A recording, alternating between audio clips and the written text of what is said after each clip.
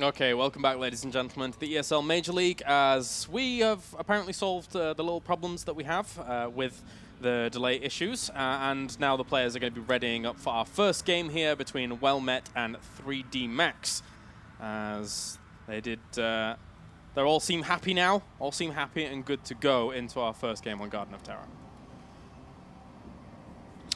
Yeah, Garden of Terror, actually a map that do we have a trailer right now, or? No, you're fine. What's up?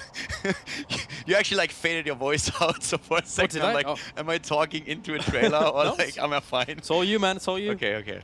Yeah, so Garden of Terror is one of the biggest maps that we have in Heroes of the Storm, which is why we always, like oftentimes also see a bit of changes in the builds. We've seen Reyna sometimes played with Seasoned Marksman on this map in particular, whereas usually the talent in this patch is Give Me More, to give him a little bit more sustain. Most of the, like I don't know the average game length, but it's definitely a bit longer, roughly 30 minutes matches. That's something that we can see there. I guess on average it's still points out on 25, but this is definitely one of those maps where game length is higher than on others. And of course, like the Garden Terror, the seeds are the more important part. Can you get that double plant and then just like rush through the core, or is it just always a planned fight between the two teams?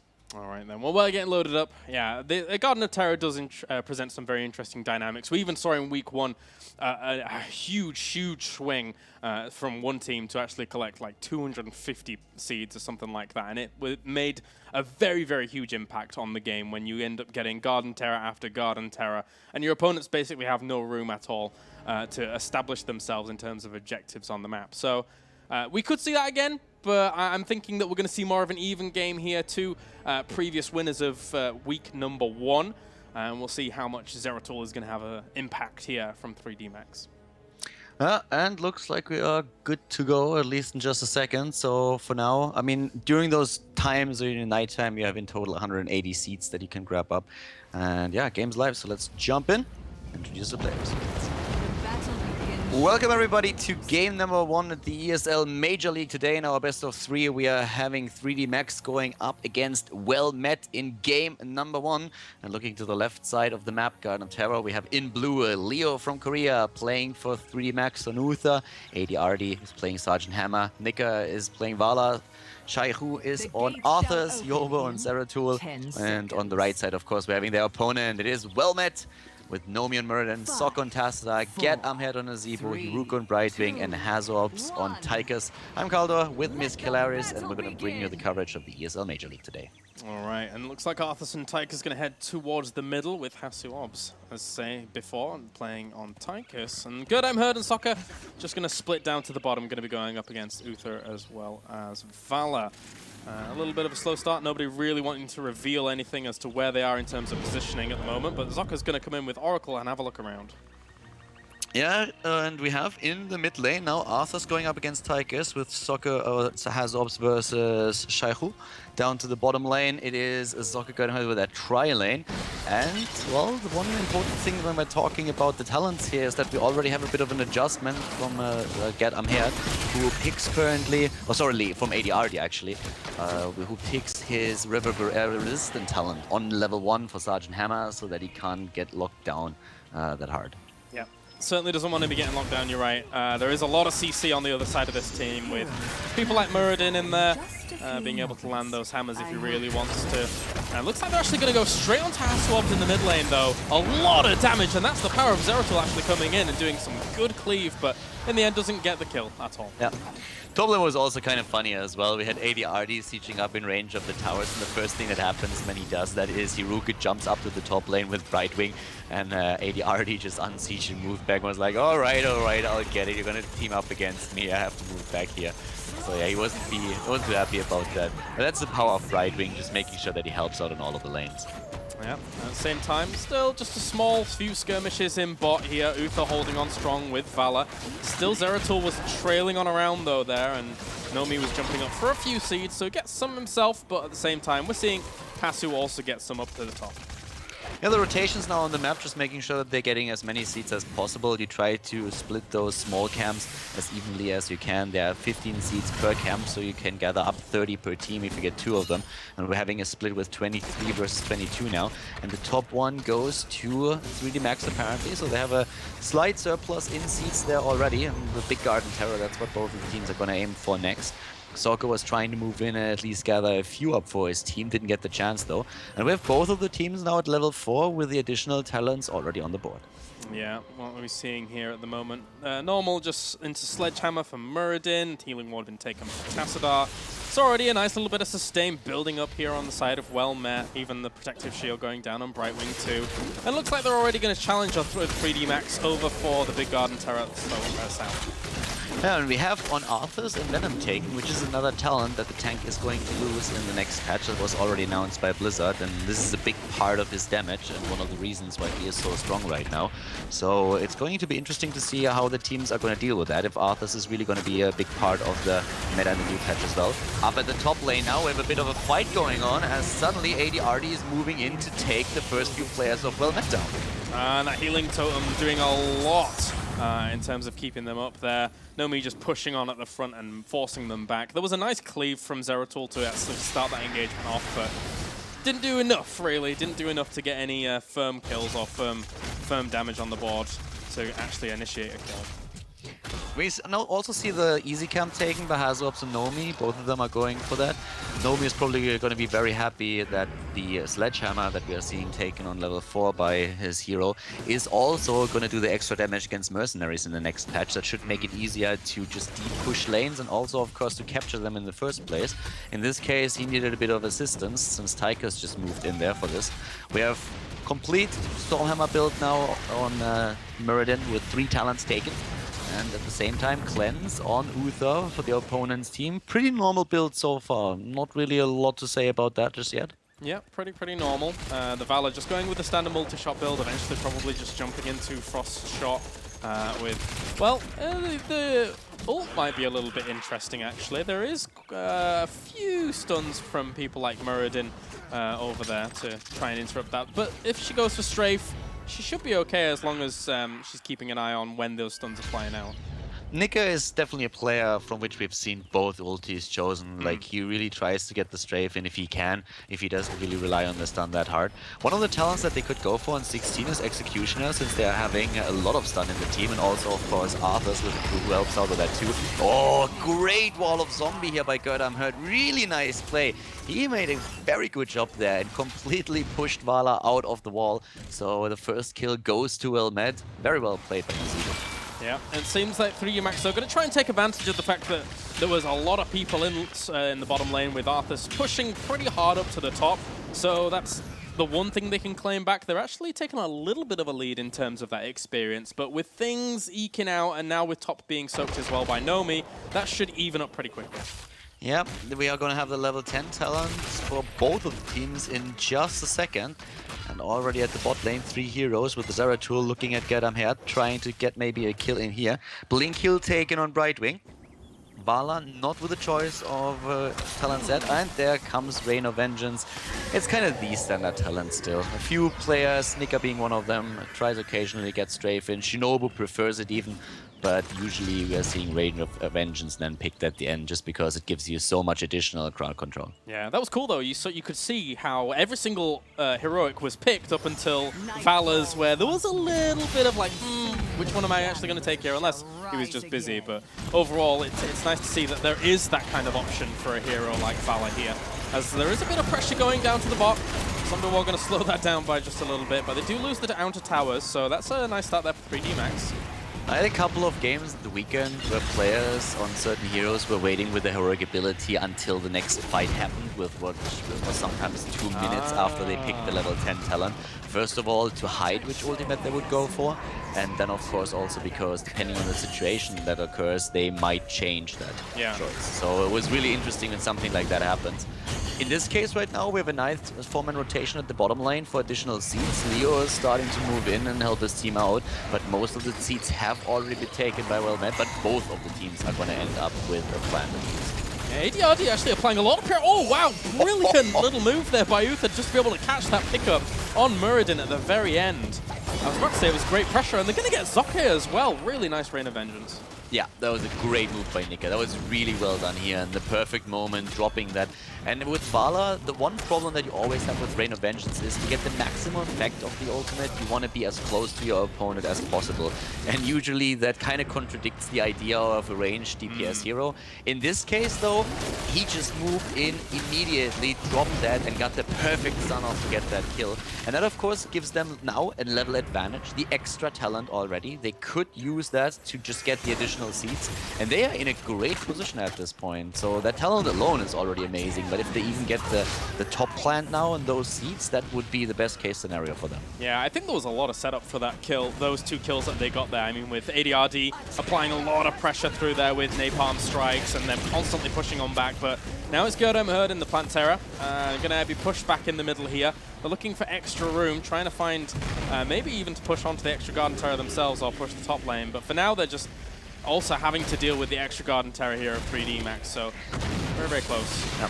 The important thing to note here is that we have 80 seeds against 18, and that means that only 18 are needed for 3D Max to get a second plan, and that's why they're fighting up here. And this is a great position for them to be in, because the pressure is on Wellmet. So right now, Gerd is also pretty much trapped, and you can see how his hit points are dropping fast. He's getting dropped out of the plant already, and that's a big problem as 3D Max is moving in, even using now the Void Prison before the setup. Yeah, he went very, very far in there, lost that Garden Terror, and now it's going to be an ult galore. He tries to take down Socket as well as Nomi. They do manage to get out of that position there, though, but the Plant Terror was causing a lot of damage during all of that here for 3D Max, and, well, it's very, very difficult to take a full engagement and get kills as well met there when you're going up against a strong front line of the Garden Terror.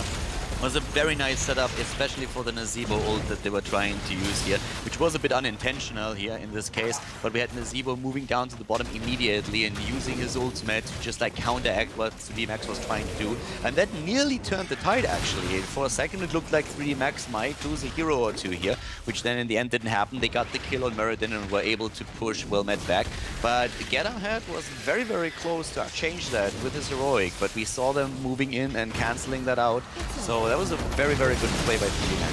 Oh, and nice. Nazebo just blows up.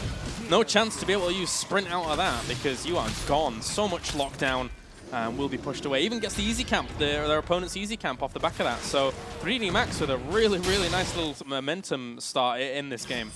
Zeratul is really coming through here, and they are just stealing the camps away from the opponent. And don't forget that they have a second plant now coming into play.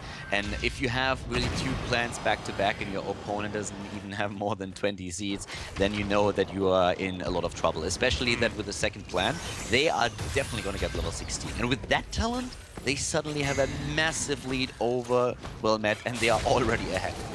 Yeah, ADRD now pressuring top 4, and he's going to do quite a bit of damage to that. Hasselhoff really wants to push him away, maybe get a grenade in there. Didn't even get that. Wow, ADRD, good reactions, able to dodge that from there. And, well, they're going to try and 3D Max are going to take their hard camp down to the south as well. So doing very, very well in terms of those mercenary camps after stealing the first few. What I like from ADRD is that he uses his thrusters very late. You can't use those too early. If you use them too fast when you're trying to escape, then you might really just lose your hero because suddenly you are sitting duck there just back being taken out.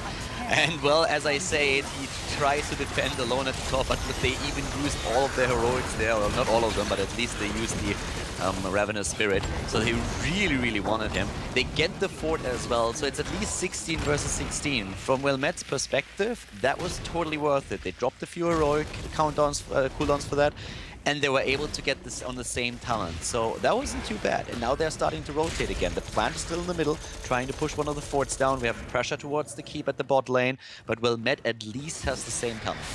Yeah, and for a little bit longer it was a 5 versus 4 situation, so it's difficult for them to stay forwards. But that being said, with the Plant Terror, they get themselves another fort in mid. Not too much pressure that we can see here from Wellmet to put onto that Plant Terror, because it is so full of health. It's very, very much alive. And now we're seeing Sergeant Hammer come along with the Plant Terror. Still 40 seconds on it as well, so once Sergeant Hammer gets there, they can continue to apply great pressure here to this wall. Yeah, and don't forget that with 13 and 16, we have the most important talents for Zeratul, which is one of the playmaker heroes here, coming to play with Wormhole and the double bombs for double singularity spike. Oh, and he's already using it. Jumping in, and look, bam! Brightwing is immediately blown apart. That's exactly those kinds of moves that we've been talking about, and he showcases that perfectly. Right now, Wellmet, of course, again in trouble. There's still a couple of seconds on the planet, and they're already pushing the hit points off the jump. Yeah, jumps in, gets a little bit of damage there on Hasselhoff, has to jump out for a second, and now the Garden Terror is gone, but it's still a 5v4 situation with ADRD laying siege to that keep, and he's going to be able to get the kill. And even, you know, if they did push forwards a little bit, at least he took hover siege mode, so he can move back a little bit and have a little bit of wiggle room with those engagements going down. With level 16 talents now, Wellmet, of course, thanks to the stone form on Muradin, has also a lot of sustain, but they are once again kind of slow on the seeds here. We have Yowie just jumping back. He already captured a few of the seeds to the right side, and he's moving to the left. The rest of his team is up at the top. Soccer always trying to utilize Oracle to keep vision, but they are again in the position where we have 3D Max trying to chase them down. They want contested. They don't want to give another plant to Wellmet. They're jumping in. Yowa actually getting rooted by the Terror here. He needs to be careful. Is out of it just now. ADRD sieged up in hovering mode, pushing the opponents back. Nice zone control that we're seeing from the Polish team. Quite a bit of damage done there to Arthas already as a push forwards quite far, and they're actually going to go for it straight away. There comes the Avatar as well. And the nice Void Prism to actually lock the other players out of this fight for just a little bit, but they weren't able to capitalize while that Void Prism was down, so no kill during that moment. Yeah, I think he missed Nazeebo here. I'm pretty sure that the original idea of that was to just zone Nazeebo out and to make sure that that spirit didn't do too much damage, but they didn't get that chance. So a bit of a misplay there maybe by Nova. They're now down one hero. Zeratul is down. They are moving in again though. ADRD with an napalm doing a lot of damage. Hazov's already out of mode, and Nomi moving in once again. Nika is slowing him with a frost shot. Nomi could still jump away, but Shaihu is already extremely low, but the kill against Muradin regardless, and Soccer is low as well. Nice attempt to zone out with the zombie wall there and making sure that Nika couldn't get any more kills, but they left Nika. They weren't able to get early on in the fight any focus down on Nika, so he came into that fight very late, but, well, properly very late, but very, very healthy. So getting those kills at the end was fine, nice for Nika. I have to give some credit to ADRD here. They started to fight this battle with a 4 versus 5 after Zeratul was taken out by Wellmet, and I feel the only reason why they were able to do this much was because of the position that we had for ADRD, where he could just use those corridors, those areas with his napalm and push the opponent back. Bala going for that damage thanks to move the shot and that burst damage that was behind it. Even the right-click DPS that then took finally Muradin down. So very, very well played by them. Most teams would have disengaged in this situation, but they were just there and were waiting for that. Tacit are now even taken out, and this is starting to look extremely ugly for Wellmet. Yeah, that pickup was very good. 50 seconds on the respawn there of Tassadar means that this Garden Terror up to the north almost goes down for free. They're going to get a lot extra seeds here, but not only that, they're denying them from Wellmet, who can't really establish themselves on the map because of that potential 4v5. This should never have happened like this. Suddenly, it's really like an entire plan that we are seeing now for 3D Max. No plan for Wellmet. We are 15 minutes in. It's 7 kills against 3, and the situation couldn't be better for 3D Max. The Polish team is looking at an absolutely amazing position here to maybe end game, but definitely take one of the keeps and get that 20. Yep. We're seeing, unfortunately, here for Wellmet, they have to pretty much camp on their side of the map, not really move out for too much. Now that Tassadar's up there, that will give them a little bit more room, especially when they're moving out and starting to use Oracle, trying to find out their opponent's positioning if they're roaming from lane to lane, for example. So there is an opportunity here for them to take a good fight, but level 20 is rapidly approaching here for 3D Max.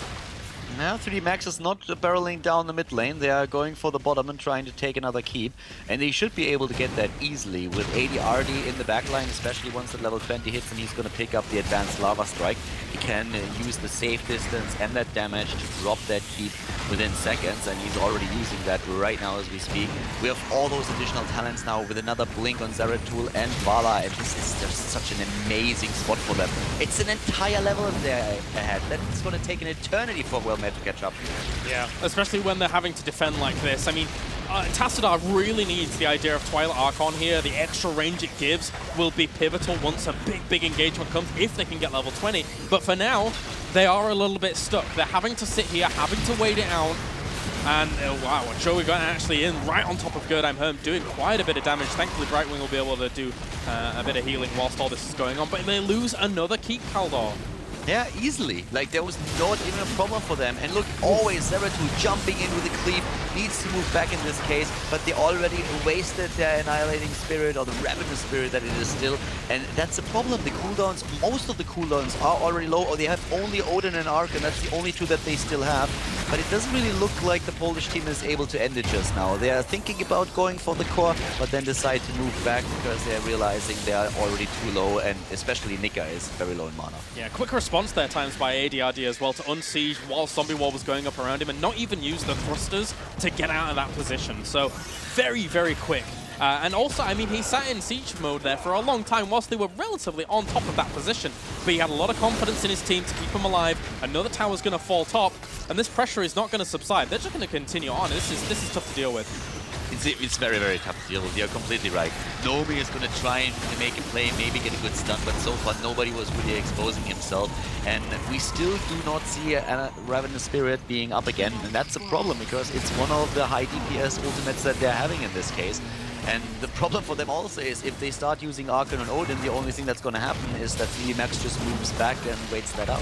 Yeah, by the time it comes off, we'll also see Rain of Vengeance up and running. And there's tons of opportunity for them to just lay down that Divine Hurricane with the sprint on in as well. And then when he does get focused, he has imposing presence there for Uther as well to make sure it's going to be all the more difficult for them to take him down. But at least they've found room now to get their level 20.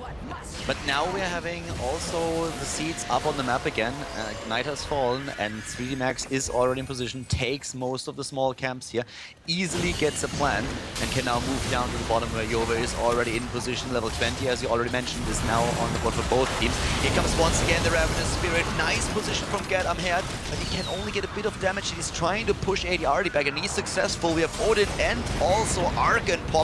They're already using that, but the disengage is there. 3D Max is moving away. They had to use some of their heroic abilities too, but they're gonna wait with the fight until Odin and Argon are over. Yeah, perfect little counter of just running away. Why not if you're going up against an Archon as well as an Odin? Not losing anyone so important during that. If you'd have lost one person, then it could have meant a whole lot of damage done to their potential bases, their potential forts on the outer layer at least. But this is a counter initiate. Yeah, and Leo has his ultimate. He's still waiting for it. He didn't use sprint yet. He can still go for it and try to stun them out. And Wellmet knows that. They're moving back.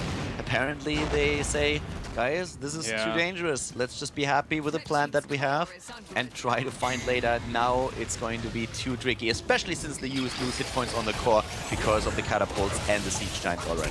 Yeah, none of their ults really off cooldown, only blink heal for obvious reasons off cooldown during all of that.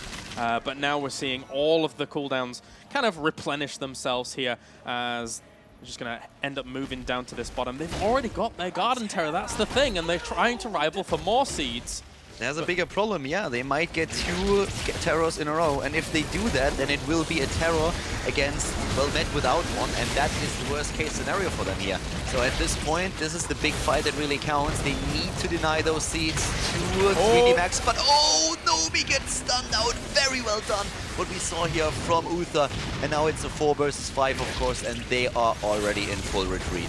Yeah, Gerdheim Herm was trying to save for the polymorph, but it wasn't quick enough. Here comes Odin for Hasuop to try and salvage some kind of situation here. Jawa's plant tower actually went quite low during a lot of this, but it's not enough to be able to really kind of rein the fight in here for Wellmet. They're going to have to retreat out. Zocca was pretty low. He's going to drop another shield on himself, but Hasuop's almost got caught out there. Finally, they will take the Garden Terror out, and Gyro is going to blink back.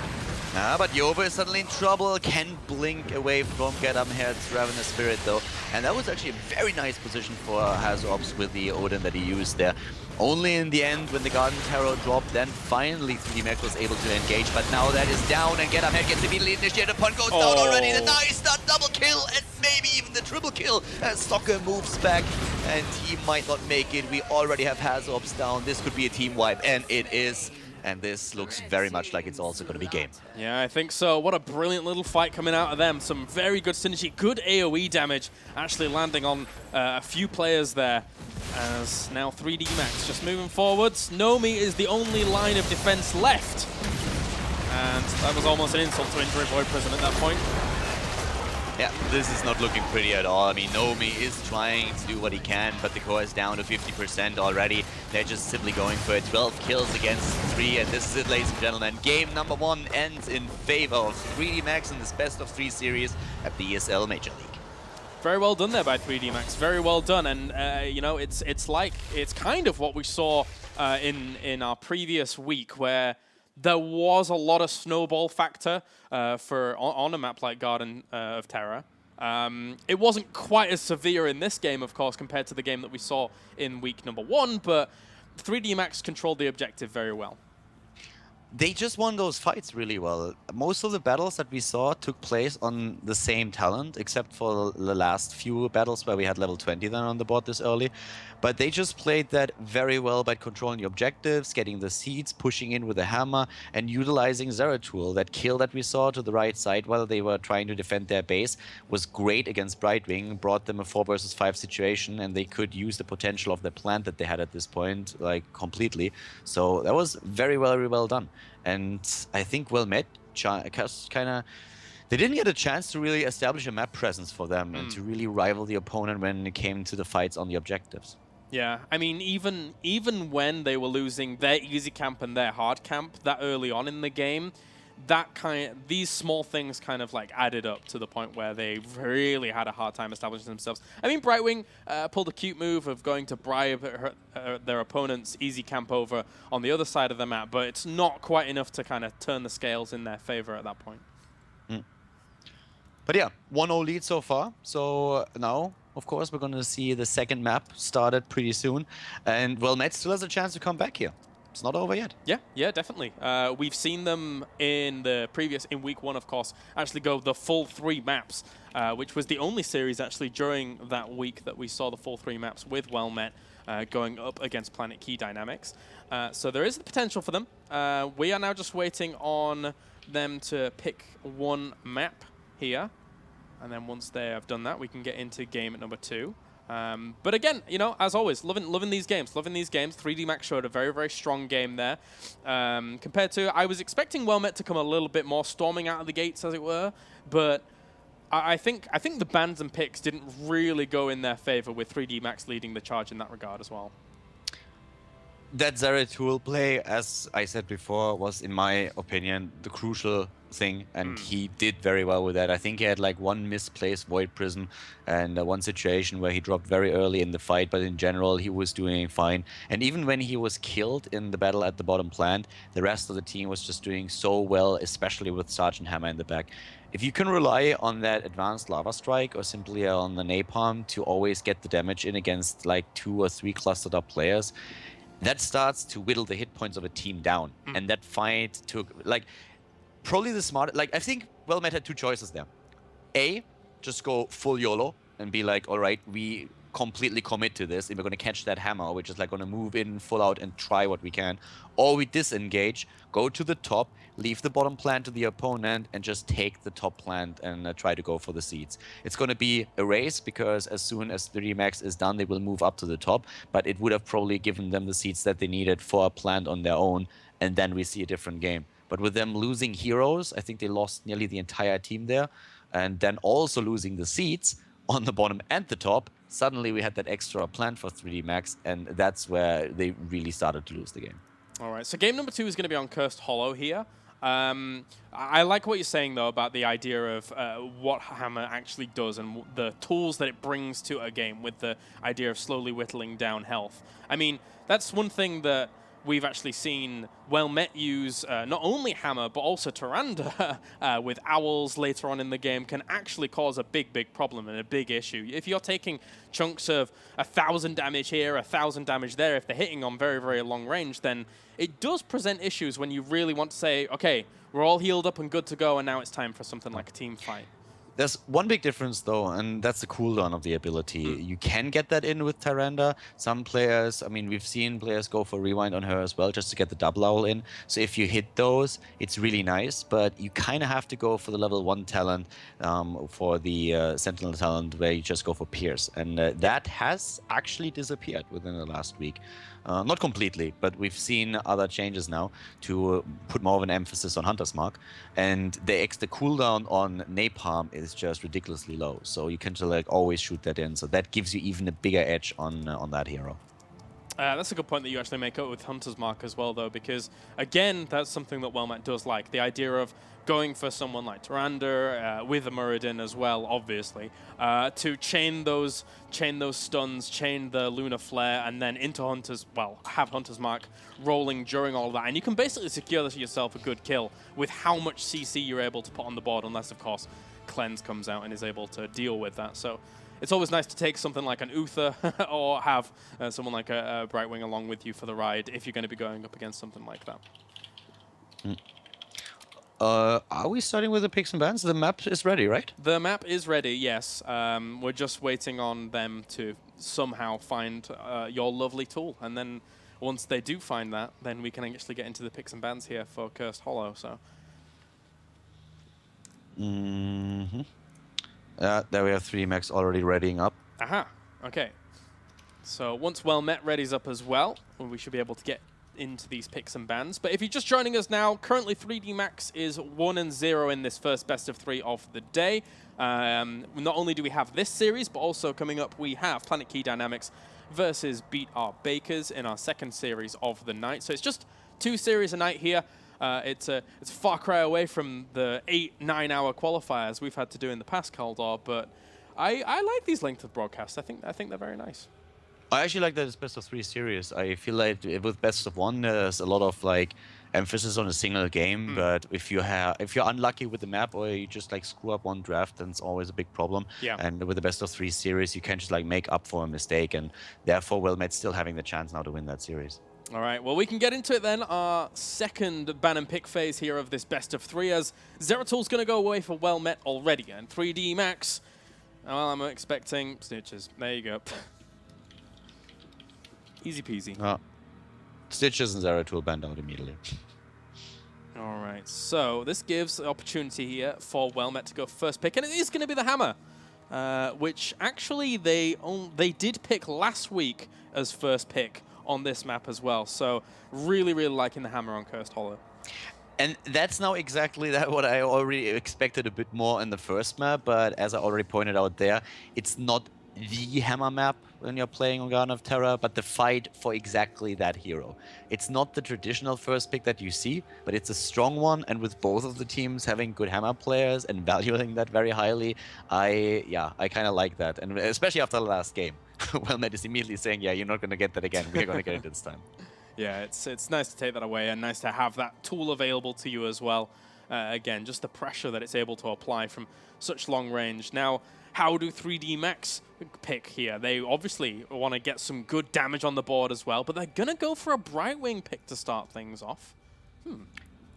I don't mind the Brightwing too much. We are once again talking about a map where you really can utilize the mobility of the hero. Yeah. They can still go into one of the DPS. Vala would be a great choice. Tigers is a great choice. Depends on what exactly you want to do, what your players are more comfortable with, because both of the heroes are great. You have that extra hit point pool on Tigers, which is able to keep him alive even a bit longer. Besides that, there's still also a Tassadar to consider, which for a lot of teams would be one of the heroes that they want to play, that they want to add to their roster, because it gives them the opportunity to play or focus more on a melee assassin if they don't plan on going into a double healer comp anyways. But in this case, it is actually Vala. Yeah, they had to. I feel at least that they had to at least pick up one good damage dealer during this first 2 picks. Otherwise, you just, on the other side of Wellmet, you absolutely have a field day. It's like, well, okay, you've picked up no damage. We'll just pick up whatever we want to round out the damage that we're going to be pushing out in this game. And let's see what Wellmet are going to go for here. I mean, they have a lot of options. This is still in an early phase of this bans and picks, so they have a lot of options.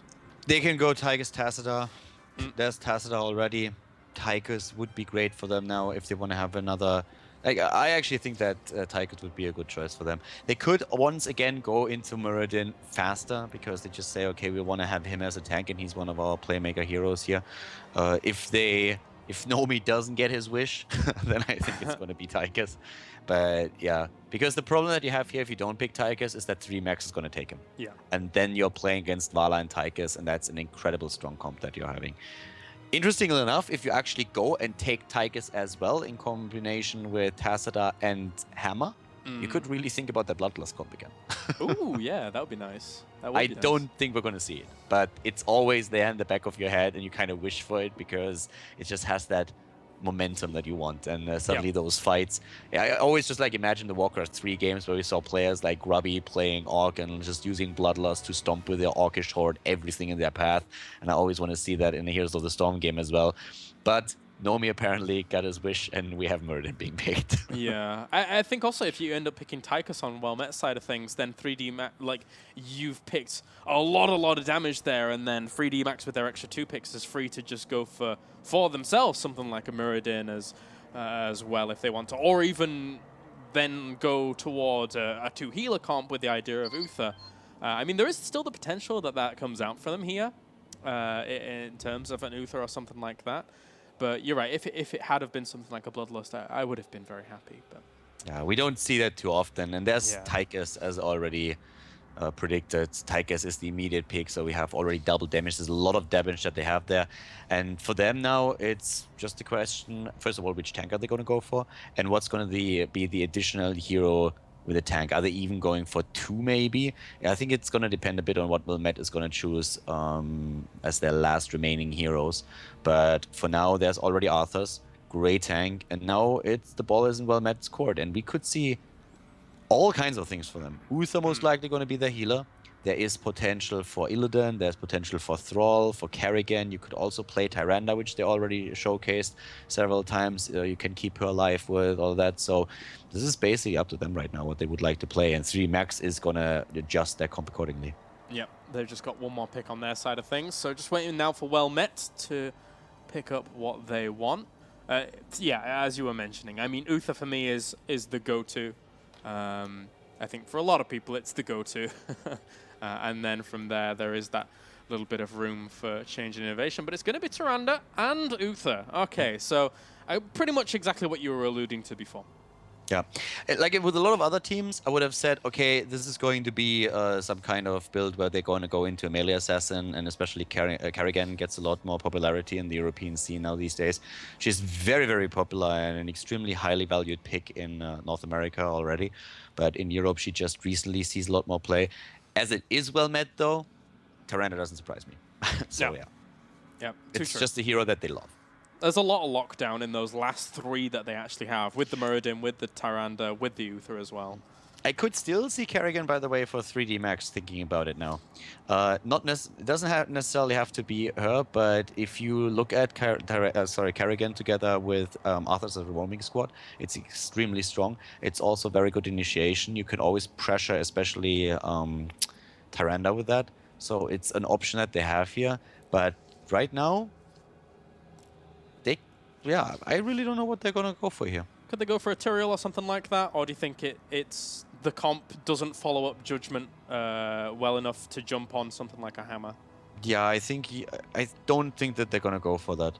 I thought about it too, and I basically came to more or less the same thought process as you, that they just don't have enough to follow that up. If you go for a jumper comp, you usually want to have another melee assassin that really helps you out and jumps with you in the back line. Keeping him alive is something that they could probably do with a protective shield on Brightwing and the hero itself, especially, but I kind of don't think that we're going to see something like that. Melee assassins are against an option, maybe even a second tank if they want to. They have a very, very strong backline, so if they want to get a second tank, they can. But I think if they go for a second tank, I've even seen them play ETC. And going for an Arthur's and an ETC has been interesting. But they go for a double healer. Oh. And they go for the Malfurion, which could potentially lead us into a Silence now as well. Yeah, I was about to mention that, actually, because there is a lot of healing, not only coming out from Brightwing in terms of the AoE healing, but just in general, you can get a lot out of Rejuvenation as well on Malfurion. So Silence could work pretty well if he's able to get in the middle of that. I'm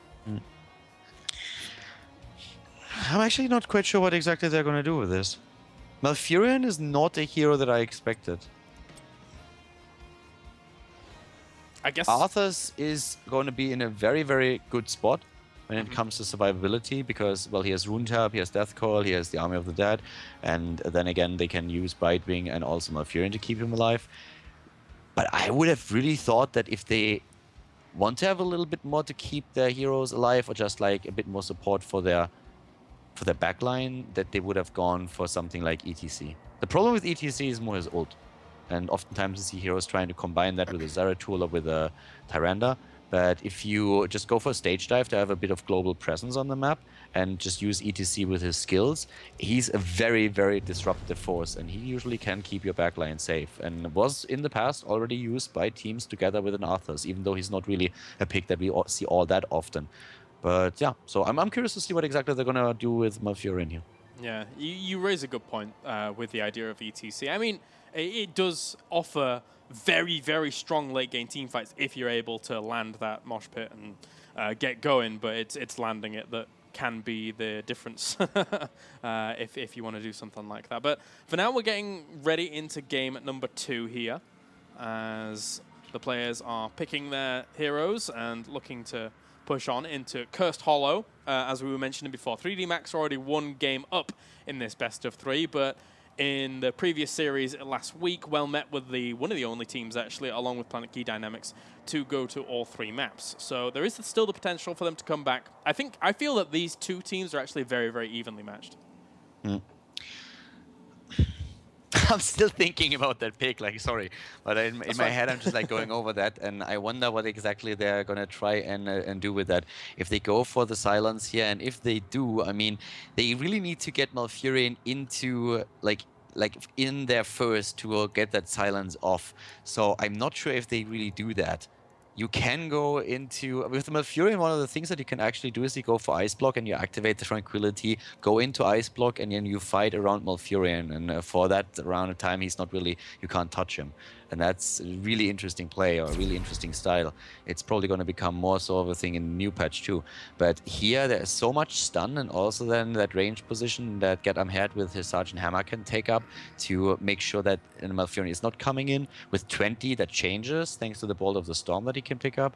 But I really think that he's going to just try and go Tranquility to keep heroes alive, because I'm not really sure if I see him being able to get a good silence off that really hits more than one or two heroes. Yeah. I mean, especially with the idea of Sergeant Hammer just pounding away from the back lines and trying to zone them out like that. That could be and there's so much stun. I mean, there's Uther stun, Tyrande if she's playing it well. You have Muradin who can always jump on him. So if they see a silence being chosen as the heroic ability, they will make sure that Malfurion never gets even close to them. Yeah. So Tranquility, I mean, with your reasoning, may just be the safer bet here. So anyway, we're loading up now. Cursed Hollow is our game number 2, as Wellmet really need to bring this one back. This is a good map for them to do it on, but actually, if I recall correctly, they lost on this map last week. So, but I've seen them playing well on this map. So let's jump into it. Yeah, let's jump straight into game number 2, ladies and gentlemen. We are on Cursed Hollow in the best of 3 series between 3D Max and Wellmet. And currently the Polish team is ahead with a 1-0 in its best of 3 at the ESL Major League. Starting to the left side of the map in blue, we're having this time Wellmet playing. And as you can see right now, they are currently looking at Nomi on Muradin. We're having Hiruka on Uther. It is Tyrande, currently played by Soccer. And we have Get Head playing Tacita this time, not on Sergeant Hammer, since Hazorps used that hero. To the right side in red is Leo from Korea on Brightwing. We have ADRD on Malfurion, Nika on Vala, Shaihu on Arthas, and Yoba on Tychus. And color with me is Calaris, and we bring you the coverage here at the ESL Major League. All right, well, let's get into it then. Already trying to roam around in this top portion of the map, looking to see what they can find out. And Oracle didn't reveal too much there to Gerd, I'm heard, as he's running around in the middle. So for now, they don't know too much about which lanes they're in. Leo is bored. He's B-stepping behind the gate. Oh. Like, usually that's considered to be really bad manner, but only if your opponent really sees it. Yeah. So in this case, he just did it behind the gate because he was waiting for the minions to finally arrive. Poor little guy. Well, there's a bit of action now as Hasu's going to have to hold on against in this lane for a little bit. And in the middle, we're just having Tychus going up against Arthas. Up to the top, it's Uther against Valor. So those lanes are going to be a bit stagnant for a while. It's the bottom lane playing out. But Tyrande and Uther, they're looking for that combo of stuns I was mentioning before at the very beginning of this broadcast. And if they get it down on someone like a Valor, etc., even with Volt, you sometimes don't get out of those situations. Yep, Muradin here with Nomi together with Tyrande looking up at the top lane, and there is Uther. That would be a triple stun if they get the complete combo off. We're having, by the way, Soccer not picking that Hunter's Mark trade that he picked the last time when I saw him play Tyrande. Picked that during the weekend, mostly in the tournaments, and also in the HCL. But right now we're having him once again with Sentinel on level 1. But you can really see that 3D Max is very well aware what's going on. They haven't seen those two heroes yet, so they know what's happening, and they are all very, very cautious. Yeah. Just gets straight on out of there. I'm curious actually, because it's never really popped up in my mind, but when Hiruka actually took that health globe, did Nika see the extra health globe flying towards the other guys in the bush? So there's even more of a tell there as to, oh, maybe there's somebody else present. That might hurt. The problem that you oftentimes have is that you really have it like just ingrained in your head that you need to get that early kill because of the roaming squad. You just waste a lot of time, and they had to do something at some point. 3D Max already knew what was happening there. I mean, these guys know the game. They've played it for a long time. They know exactly that when two heroes are missing, the only thing they can do is either take a camp or try to just lay a trap somewhere. And with the camp spawning at 2 minutes in, there was nothing that they could do. So for now, the only thing that we saw was just like Wellmet keeping the lanes, making sure that they're having the opportunity to just like get all of the experience with their heartbeat. And then once the camps were there, they went in and tried to take one. That's right, at least they got the soak. But actually, Arthur's taking quite a bit of damage. There was a small combo of stuns there onto him, but in the end, there's too much pressure here from 3D Max to let that death happen. Yeah, Nika's already trying to capture that. Ryuka moves in and they're gonna get that tribute. Yes, Soccer just too slow on that Sentinel. Very good job here getting the tribute. So we have one tribute now for Wellmet, Hiruka, for 3D Max I should say, my bad, sorry. We're having actually at the top lane now Hiruka trying to gather up the experience for Wellmet. The Siege Giants have been taken apart too. And a slight lead now in experience for the German team. Wellmet getting the experience thanks to Hazorps at the bottom lane on Sergeant Hammer. Yep, doing some good job soaking that, and they're going to take the easy camp over here with the bribe on Brightwing. So, oh, Yova in trouble and goes down. Nice kill by Wellmet, and we have actually a complete damage build on Tyrande. Very interesting touch. That was the build that was used by Tyrande players just from the early alpha on, where you just try to maximize your damage with the Sentinel build. It has been changed. Oh, Shaihu actually on. Arthas is also going down. Nice roaming squads by Wellmet, getting another kill in there too. Now they're leading with a 2-0 and should be able to grab out the tribute. But yeah, the build that we're seeing by Tyrande is the damage build, not the utility build that became popular after Blizzard changed the healing modes. Yeah, with that Empower going down at the level 4, it's going to help out quite a bit. Get those owls flying pretty far and pretty fast, pretty quickly. So it's back to lanes, back to soaking. We've already seen actually Nika stay up in top lane, realizing that they couldn't quite easily challenge that tribute, and did soak up a little bit of experience to catch up. So they did need to do that. They don't want to get into a situation where they're having to go for a tribute against level 10 to level 9. There was actually a very interesting bug at some point in one of the patches where when you were playing Tyrande, they changed their level 4 talent that we're seeing now. And level 4 currently gives you a 2-second cooldown reduction on your skill if you hit a target. And Blizzard was trying to change something there, because originally that was a cooldown reduction over time. I think it was 2 seconds over 4 seconds, something like that. And the bug actually made it so that both applied. So you could get an insane cooldown reduction per hit, and that made it impossible on maps like Cursed Hollow to pick up a tribute on Blackheart Spade to turn your doubloons in. So the hero was auto-banned in all of the leagues, and in quick match it was a disaster. Oh, a nice little body block there by Nomi, jumps on in, and again this little roaming squad of Zoka and Nomi paying dividends with the extra combos that they have in terms of those stuns. And As I said at the very beginning of this broadcast, it's a deadly, deadly composition that Wellmet love to use, and they've already done all right with it so far. They're going to get another trip. Yeah, they're gonna get another tribute here. That's the second one for them. Level 10 now for both of the teams with Starfall being used. We're having, by the way, as already discussed earlier, Tranquility taken by the double healer comp here by Malfurion for 3 max, and not Tranquility. Sorry, not the Silence, since it makes a lot of sense for them. They wouldn't be able to get close enough. But now we're getting Strafe also as an additional talent on Vala, not the Reign of Vengeance. Yeah, there was a little bit of hesitation once again in the idea of picking that up. Not exactly hesitation, I actually want to rephrase that. It was just thinking about the choice a little bit more, because you know, there is quite a lot of stun still on the opposing team, but it seems that they're going to kind of forego the idea of being hit by that, and then, uh-oh, Vala. Oh dear. Yeah, another kill at the top. Vala is just so squishy. Once Vault is used, if you anticipate that and drop your stun in the right location, it's very difficult for her to get out of there, especially with that triple stun from Murid and Uther and Tyrande. So job well done once again, and yeah, slowly and steadily. 3D Max is starting to fall behind. The good Owl is straight into that party push, hitting 3 heroes here. 4 kills against 0 so far. Nomi already with the Avatar moving in. Hanzo is catching tribute. That's going to curse 3D Max. And they're trying to get the interrupt, but Leo is too late. Too much heal.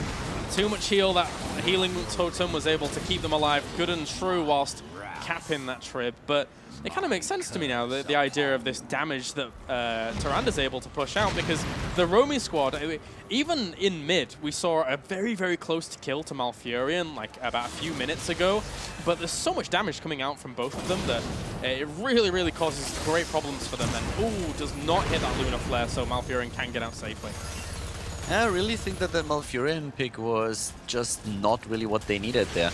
Once again, Malfurion gets stunned once, twice, and taken out. It's just that drop with the Hunter's Mark that they can use so easily, and they're dropping hero after hero, and Malfurion just didn't pay off yet. They didn't have any kind of big team fights where he could use his heroic ability, but a different hero, in my opinion, would have done so much more for the team. Yeah, maybe. Again, what were you really alluding to the idea of somebody else in their team here? I was really thinking that they, first of all, might start to think about a second frontliner. That would have been probably not been a bad idea. And if they really want to have something else, they could have gone for a hero that jumps in like Kerrigan. Kerrigan could have tried lockdown. The difficulty is to keep her alive, but they could use the protective shield for that. And they, I feel, just need something that has a bit more CC that they're currently using, and also something that can really put the pressure on the backline. Because Tyrande is extremely squishy, so you can take her out. But so far, Tyrande was never even in danger. And this boss was spotted earlier on by an Owl, so they're going to have to contest it. With Malfurion here now, they're going to have to just make do with what they've got in this game. But taking this boss is going to be extremely difficult with Wellmet pushing onto this territory, making it hard for ADRD as well as the guys to push forwards. Ooh, they're very clumped. Yeah, very clumped. Nice Howling Blast there, but there's the healing ward to make up for the area damage, and bam! Another kill, just like that, straight in the face of Brightwing, and he is down, and that is going to give the boss to Wellmet, and Wellmet is doing exceptionally well here. They're taking down the bottom lane, they're pushing in with the boss over there, taking down the gates, and now focusing on the towers. We're having the second boss taken up at the top, and not a single kill in this game for 3D Max so far. Yeah, it's been difficult. It has. It looks like we're seeing a very well coordinated Wellmet here in game number 2. As you were mentioning before, not a single kill on the lineup. Just a few here and there speckled about for Wellmet, who have been, again, the combination of Nomi and Zokke roaming in that earlier phase really did very, very nicely for them. Yeah, interestingly enough, though, we did not see 3D Max fall behind that fine experience. That happened a bit later. So the kills were, of course, extremely annoying, but they can still turn that around if they're able to get a good team fight. I just don't know how they could get close enough to the opponent. They very much lack an initiation, especially with Vala not going for Reign of Vengeance, but using Strafe. With that, you always want to be as far away from the opponent's team as you can. So the only hero to really start an initiation is Arthur's with the Howling Blast, I guess. Yeah. Yeah, no, you're right, you're right. And for that to happen, they're going to have to, you know, maybe even be clumped up. If they can jump on one person, then great, but it really depends on who they actually hit, because if Gerdem Herd's quick enough, he can actually just shift out of the position. And they would really like to start rivaling some of these tribute points, but with level 16 just about to hit here for Wellmet, Are they actually going to give this one up in favor of keep Merc Camps by looks things?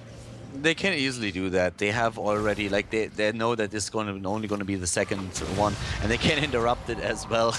This is once again one of the strengths that we see from Tyrande, who went not for rewind, but in this case for the additional stun, of course catering to the comp that they're currently playing. And here we go again. Leo stunned once, stunned twice. Here comes even Starfall, just for good measure, and as you could see, Hunter's Mark was being used too. So yeah, they lose another hero. That's the 7th now that went down. They even get the tribute, and they're gonna kill ADR now as well. Yep, still the stuns available. He ends up falling. As you said, they got the trip. I'm really surprised they were able to get that, considering how long they actually gave the window, but Hero Owl in the end able to slow that down. And now another keep is under pressure. There's 2 down. It's their healers as well. They don't have the sustain here to stick around to do 3D Max. Well, 3D Max, yeah, both of the healers are dead. That comp just did not work out at all. I was surprised by the Malfurion pick. I'm not sure what exactly the thought process was behind it. That maybe to keep that Arthur's never really died, but they never got the damage in, even though they have 2 good damage heroes there. There's no initiation. They were lacking something like Kerrigan. Any kind of melee assassin could have given them that. Even the Tyrael, if they wanted to go for some kind of double comp, but in this case, yeah, it's getting very, very tricky for them. They are behind a talent, and even when they pick that up, they're not quite sure how they plan on getting back into that game. It's going to be difficult. Yep, and you know, we're seeing here Wellmet slowly moving around and killing off these mercenaries that are pushing on forwards. Maybe try and push on for this. I mean, they don't necessarily have to, but rivaling this point is quite nice. Nick are going to get slowed down once again by the Owl. They are going to push on forwards, and here comes Haruka running straight on him with that sprint. Tries to land a stun, doesn't get the combination with his teammates though. So not exactly the most amazing engagement just yet, but they're going to play this out slowly at 3D Max as well. Yeah, and apparently they're going to give that up again, and that means second tribute in this case for them. Oh, AD already goes down. The stun comps are too much, and that Hunter's Mark is dropping these heroes easily. Nika was trying to get his own Straven, but not enough damage to the opponent's team. They look helpless at this point. I mean, that could have been extra overkill. The Divine Storm actually didn't hit for that kill on ADRD, but extra stuns, extra damage all coming into him at the same time. No doubt with Hunter's Mark on him as well. I didn't quite catch that, but he was taking big, big damage there. And, yep, as I said, 3D Max just up against their wall every single time. At least those 2 Siege minions have done all right, down to the bottom lane, though. Yeah. Yeah, they are doing at least a bit work, but still, like, what are they going to achieve? Even if they push in the entire wall, that's not going to help them. We have 1 keep already taken out, that's the top keep. Another tribute would curse them. They can easily de-push the bottom lane, send another owl up to the top. Actually, they don't do that. They want to try and find out where they are exactly, get a bit of vision of the position, and then use the second one maybe to stun the tribute out. Not quite sure if they can do that. Okay, they were just planning apparently to get this boss in the first place, making sure that they wouldn't be disturbed there. Oh dear. Fair enough. And with that boss pickup there, as it does happen, they could potentially rival this top boss pickup as well later on. I mean, it respawns in 20 seconds, and there's ample time for them to eventually get over there. So they might go up there and try and pressure that. Yeah. That's usually the idea. If you get that at the first time, then you always try to run with it again. Take the bottom, and you know that the opponent has to react to it, or they're going to lose one of the keeps.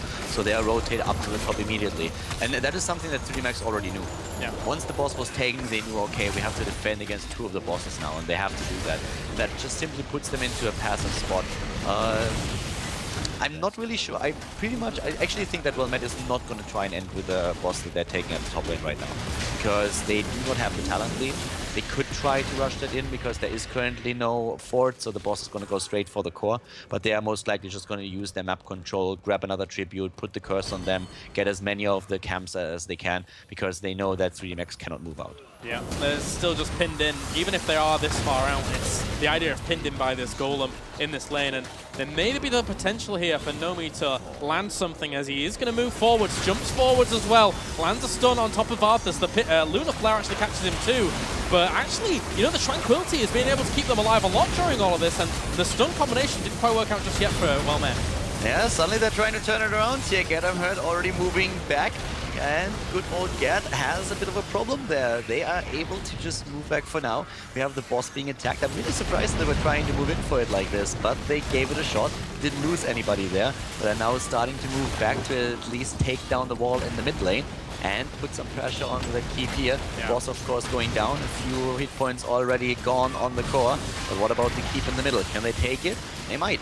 They may do. Looks like a potential counter initiation, but actually Brightwing was away, coming back in now. I think if they'd have hit anybody but Arthas during that engagement there, then it would have been all right. But that's a really nice Howling Blast to start things off. Are they going to pursue off it? It doesn't look like it just yet. Going to take it slow. Keep is gone, and they can play it very, very slow, rotate to the bottom lane.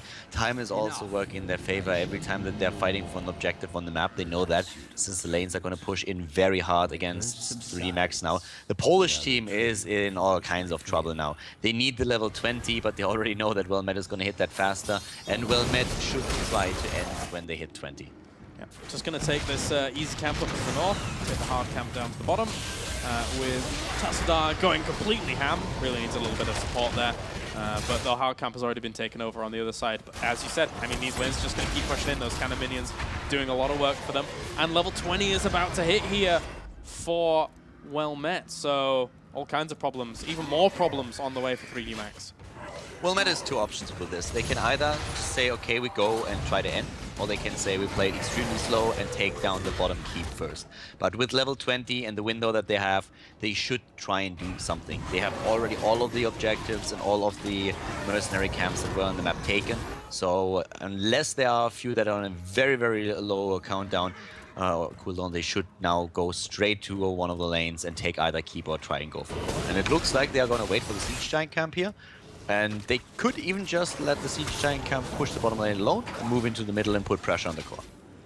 And moving forwards now, revealing the position here of Sergeant Hammer, so they know exactly where they are. We'll try and take this camp and try and push it through. So, but again, they're still having to deal with the other lanes. Top lane's going to push forward slowly up at the top of that easy camp, easy mercenaries even. Yeah, and well, top lane, as you said, is being pushed. So once again, there's the problem for 3D Max that they can't stand there forever. Oh wait, he already gets nearly killed. Uses Tranquility in the last second, and that's the cue for Shaihu to move in on Arthur from the stun against the entire team. Argon being used as well, and down goes Arthur's. Now there's no tank left. Nika drops second, and it is Yovo who pops out of the Archon just a second later, out of the Odin. And now it looks like we are gonna see a third map between the teams. There's no way that Wellmet is gonna give this game away. Yeah, Wellmet got the majority of the composition that they want going into second game, and unfortunately 3D Max didn't quite have their composition work out for them here, as 3D Max going up against it. They won game one, but Wellmet is going to be able to claw this back. Core does fall. Well played by Wellmet. GG, and we're going to go into game number 3 here at the ESL Major League between 3D Max and Wellmet. All right, so 1-1 situation again here. And again, you know, got to go back to it. I mean, really well played by Wellmet to have that roaming comp that they wanted. You were mentioning it didn't quite eke them out, the idea of the experience that they wanted early on. But it certainly applies a lot of pressure. And we saw that combination of stuns along with even Uther there really win them out. So many engagements, getting those pristine little picks off of heroes when they were going into those engagements. Malfurion was fodder for a long time in that game. Yeah, the big problem was simply they had no engage and they had not enough CC. That was the big problem that they had there. That Malfurion pick, yeah, I guess they were just like trying to keep that tank alive and were saying like, okay, we can, if we have enough heal there. Usually the idea between having a double healer comp is also to pick one of the best healers away from the opponent. That's kind of half of the thought process behind it. And they didn't get that. So, yeah, I don't know. No, not at all. Oh well, that's how the cookie crumbles. Wellmet able to tie up the series here. And again, you know, the transition from game number 1 to game number 2 with Sergeant Hammer being, you know, as heavily contested in this game compared to game number 1, it was a little bit of a surprise to you at the beginning. And yeah, I would say so as well, with how kind of it wasn't really adamantly picked over in that first game. So in going into game number 3, actually we don't know the map yet. Now that I was about to say that, I was about to say, did you think that that will be as contested again? But yeah, I don't know. Like as I said, that Malfurion pick kind of screwed them up. So I think they are gonna. I would really like to know what the thought process behind that was, because there was some reason why they went for that, and I kind of thought at the beginning that if they would have thought from the beginning to go for a double healer comp, they would have picked Uther faster. So I think that was one of the spur of the moment things where you just look at it and we're like, okay, let's just try that. That can work. Maybe we're gonna just like use it like this. Maybe they didn't really know what to pick there. But yeah, now I feel we're gonna have a very, very different comp from them. Yeah, 3D Max is actually ready to go with the bans and picks, but I don't think the map was even picked just yet. Oh, no, sorry. I need to... Oh, no. I don't think the map was even picked just yet, right? So... It doesn't look like it. At least I didn't see an invite. Nothing was mentioned in the chat either. Nope. Nope, so 3D Max wants to pick and ban before they even know what map we're going on, which is... I mean, if you really want to do that, you can do. But it's it's not going to work out too well. Well, for them, it's going to work out perfectly because, as far as I know, they are picking now. So if Wellmet accepts,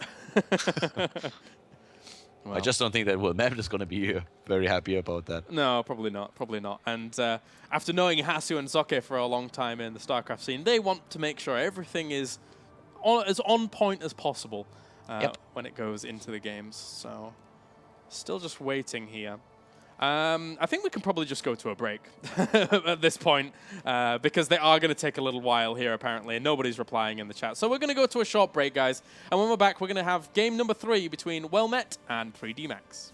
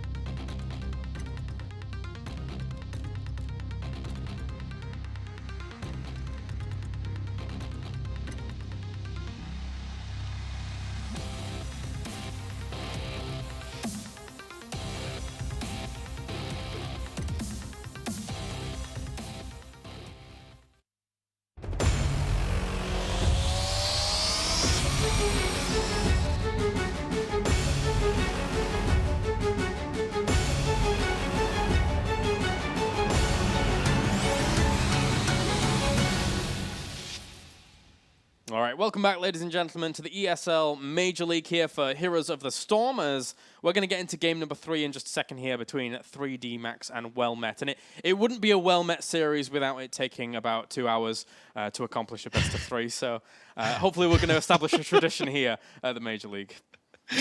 Well, you are certainly right, but you have to give them, like, to be fair, it was not their fault this time. No, to be fair, you're right. They were actually the ones that were just like waiting for the map pick. We have the map now. It's going to be Blackout's Bay. Yeah, they're just going to truly be cursed throughout this tournament, and that's how it's going to go. So, for now, fully enough, 3D Maxed is ready up, and we're just waiting for Wellmet to get going here into these picks and bans. But as you mentioned, Blackheart's Bay, a map that we actually, I'm pretty sure we haven't seen just yet in the Major League. So that's interesting. Yeah, I'm pretty sure too. I can't remember really discussing the map with you, so I don't think we did that yet. Well, Matt has to ready up in the draft, so now we're actually waiting for them. And Yeah, tomorrow we have also the decider who's going to take that last spot in the ESL Major League, and there's a chance that Fnatic is going to make it. And, well, James, I'll tell you one thing. If you think that Wellmet takes their sweet time to choose those picks and bans, you have seen nothing yet. Oh, The no. reason why we included the timers was actually that Fnatic exists. Oh. Hey, wow. Hey, wait. Wellmet read it up 2 seconds before it was about to run out, so there you go. But yeah, great. If a Fnatic do actually qualify, then that would be lovely. ATN also has another chance to also qualify through, even though they were the ones disqualified. So With great the new stuff. Exactly. Yeah. Yeah, look at that. The Tyrande ban. This time it's the first ban for 3D Max again, so they are trying to get Zeratul or Stitches, and they're going to get one of the two. Nice. Yeah. So really taking advantage there of them getting that first pick. It is good. So it is going to be probably over to the Zeratul that did do work for them in the previous game. And also, you know, banning out the Tyrande in general stops the idea of the roaming comp that we saw from Wellmet working out so well. Yeah, usually we see Tyrande, if she's played even with a very different build. It was the first time actually since we had that patch with the Healing Ward that I've seen this Tyrande build being played again. So nice adjustment from Wellmet, I like that. Now we have them, of course, with options, of course, on healers again, on what kind of DPS they want. And if I was them, I would probably try to pick the Sergeant Hammer again away from my opponent. Yeah, yeah. And Tacita is pretty decent. Yeah, taking Tassadar is very, very important to deal with that Zeratul. You mentioned it before. It's going to be Tassadar to pick up first. And will it be the Hammer is the big question. I mean, technically, they don't have to. They could go for other things. There is still a wealth of options available to them, but it is going to be the Hammer in the end. Yeah, good choice there. Getting the Hammer, making sure that they have that. It was a problem for them in the game that they lost to really deal with him. 3D Max now on this map. I mean, they already have one melee assassin, so they're going to look at range DPS. Vala was the choice in the last game, is the choice in this game now as well. So they're going to try and work with her once more. Could go into, well, for now it's just like a matter of how much DPS do you want. Do you go into your healer and take Bright Wings so that you have the global presence again? Or are you just like trying to get the Tigers in there too? So far, the only change up from even Games 1's bans and picks has been that Hammer coming out compared to the Tychus that we saw picked up after Tassadar for Wellmet. But they feel more confident with the Hammer by the looks of things. As now with the Uther coming out for 3D Max, and that's also exactly the same as Game 1. So. I guess they're going to play Bubble Wipe. Trying to go into Rain of Vengeance, into the Team Storm, or Team Stun, and trying to just like get a good Void Prism off and then just burst everything that's in there. Yeah, there is the potential for that. So if history precedes itself, we go Muradin Wellmet, then we go Arthas on 3D Max, and I wouldn't be surprised by either of those picks in the slightest given this current situation. Muradin is kind of given for them. Yeah. They're not going to pick another tank if they don't have to. But they want to have more DPS, and that is Tigers for them now. It's a very, very similar comp to what we've seen in Game 1, with the difference of Sergeant Hammer being picked this time by Wellmet and not by 3D Max. Yeah. So Wellmet replacing that for the Nazebo pick that they had in Game number 1, which... You know, again, with what we were seeing from 3D Max, they were able to deal with them pretty early on, to the point where actually the Ravaging Spirit didn't even do much later on in the game. Never mind actually trying to lock it down and deny it from doing too much damage, so... Well, just waiting. 3D Max, I mean, again, this could be actually that they're going into ETC here for the reasons mentioned. Arthas is, of course, still a great option. I'm not saying that he wouldn't be a good pick in this case. But they have the option to go into ETC and trying to combine ETC with the Void Prism ult, with the Rain of Vengeance, with a stun, and having that set up. Picking Arthas does not necessarily mean that they're not doing that, because I have seen them play in scrims with Arthas and ETC to get on this map exactly that combo off. They could also go again into some additional DPS, so they have a lot of options here of what they can do. And a lot of time to think about it as well. Yeah. So they can think this one out good and hard. The thing is that they're going up against, I would say, a more rounded out composition for Wellmet compared to Game number 1, where they didn't quite have the Hammer, as 3D Max had already taken that away from them. Wellmet had a lot of DPS, 2 range DPS and the Tacita. 3D Max has already the Zero tool that can also be used as an initiator. So at least they have that. They were lacking this in the last battle. I doubt that we're going to see something like Kerrigan, since a double melee assassin would be running quite a big risk. So it's most likely either going to be a ranged DPS or really a second tank that is trying to just give something in addition to that wipe comp that they're trying to go for. Could they be deliberating the idea of taking Brightwing away from Wellmet here? Is that something that could come into factor? But then you could say Wellmet could go for the idea of Rhaegar off the back of that?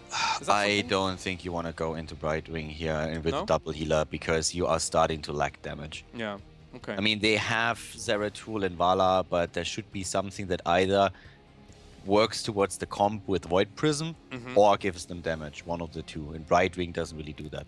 And it's Reyna. I like that. That's the range DPS that we've been talking about, so that's good. Yeah, that's a lot of extra damage able to come out on Blackheart's Bay here. And finally, what are Wellmet going to pick up? I mean, they need a healer, so Brightwing for us, obvious choice. Yeah, I'd say so. Yeah. And again, also... Sorry, go on. No, it was just like we've been talking a bit about Rhaegar, about potential Bloodlust comps. Only reason to go for Rhaegar here is if you want to play Bloodlust, you have Odin Archon, but then again, your tank also to a certain extent benefits from that. Vala would probably be a bit better since she's just able to get additional damage in and can follow the team, because usually when you're up against Bloodlust, you try to disengage. The problem that you have with Bloodlust here is as soon as you pop that, the reaction should be that 3D Max with their Zeratul is using the Void Prism for disengage, so you're not going to see that. And therefore, Brightwing. All right, then. Well, Brightwing is picked up. And, you know, I was going to mention the idea of, like, not Cursed Hollow. Blackheart's Bay is actually, if you think about it vertically, it's a pretty big map to get from one side to the other. So Brightwing's, you know, global presence there, able to dart in from lane to lane, is going to help out quite a bit, especially when you're trying to challenge the idea of handing in coins, etc. So it's a nice pickup. As we get into Blackheart's Bay in just a bit, I am joining the lobby, and hopefully we'll be good to go soon. Yep, most of us are actually trying in the lobby. We're missing... Actually, that's a pretty good question. What are we missing? So far, I think we're still missing 2 of the players from Wellmet. Interestingly enough, Soccer is not one of them. Oh, wow, yeah. That's good. That's good. It's nice to see Zocker actually playing, though, gotta say, after the first week of them subbing in Shadowmare. Although, to be fair to Shadowmare, he did a really good job of being able to fill in for them. So that was nice of him to be able to fill in. But Zocker's been doing okay today. Yep. There are a few Rook in here. Who is actually missing? Get is here, Nomi. One of the 3D Max guys is... Yova is missing. Yeah. And now he is in. So just a little bit of rearranging going on in this lobby, and then we should be able to get into the game. Blackheart's Bay, again, you know, we mentioned before, it's not a map that we've seen here on the Major League just yet. We were only 2 weeks in, so nice to see you, Blackheart's Bay. Any particular favor you really want to give to these two teams going into this third and final game? Let me have a look at the draft real quick. It very much comes down to Zeratul again. It also, but I think that 3D Max has at least the tools this time that they need to take the game. Yeah, pretty much so. I mean, it's more about like getting the domination, especially on the top lane. They need to somehow deal with Hammer, who's most likely going to be positioned down at the bottom of the map to push the bottom lane in. So they have to send someone up against him. That could be Reyna, because with penetrating round, he has at least one tool that can push him out of position. In terms of roaming, Zeratul will most likely try and do that. We shouldn't see too much roaming at the beginning from Wellmet. They don't really have any kind of stun comp that they can follow up with here. They're going to wait for the level 10, try to work it with the heroic abilities. But yeah, Zeratul has no ability on the map, and also that clear against the small camps that he can just get coins and turn them in. So 3D Max should have a good chance of taking this with how the draft went for them and then picking up Zeratul. Yeah, if he goes down to the bottom, they're good, I'm heard, to just kind of get pushing, then he has an option and the potential to actually just retreat on back if Zeratul does end up appearing there.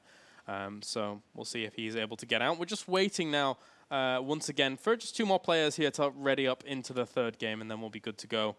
As it looks like Hasu and Nicker are just taking a little bit more time here.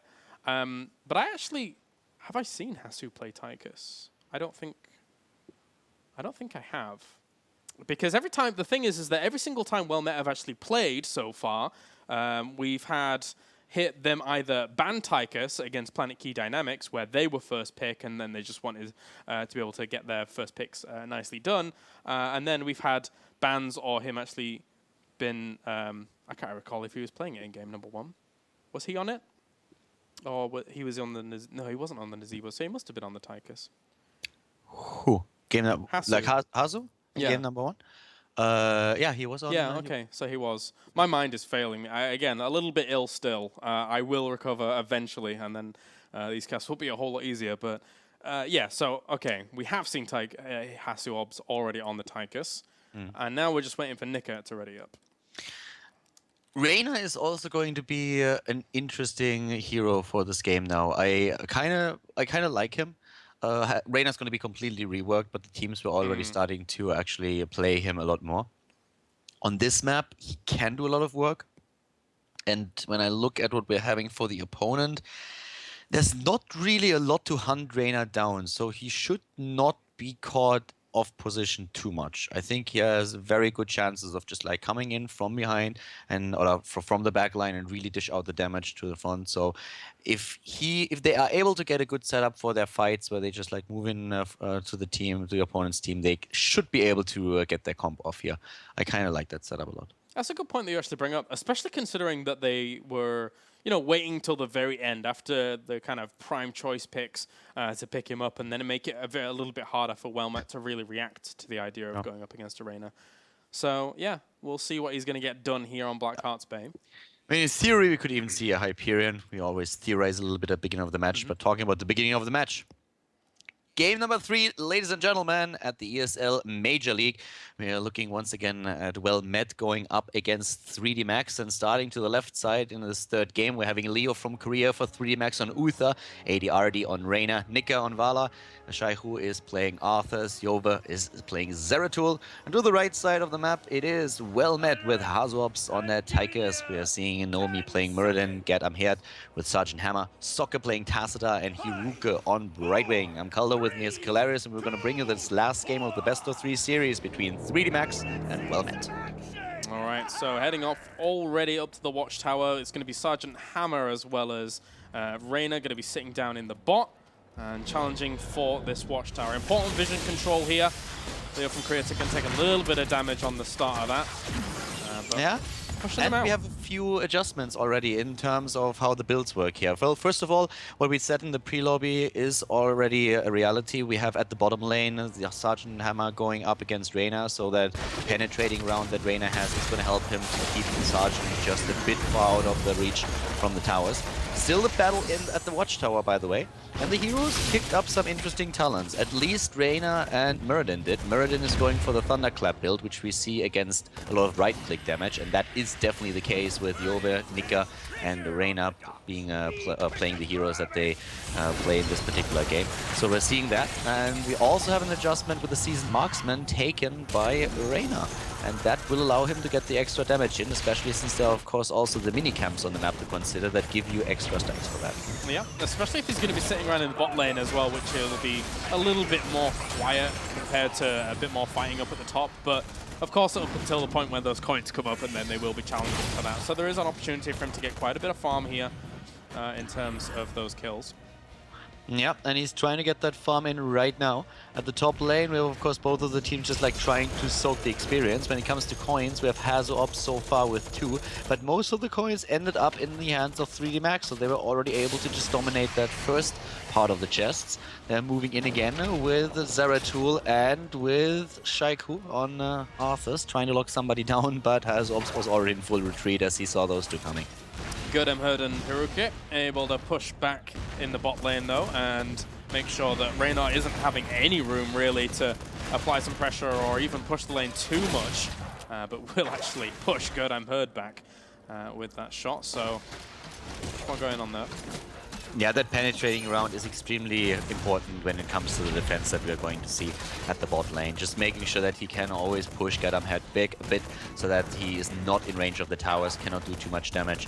The important part really when we're talking about those ghost ship barrages is that in the mid lane, which is the first lane that is being attacked by Blackheart's ship, you need to take one of those towers down to half HP, and then the first barrage is gonna kill the fort. That's extremely important to note, if your especially if your opponent has a mule.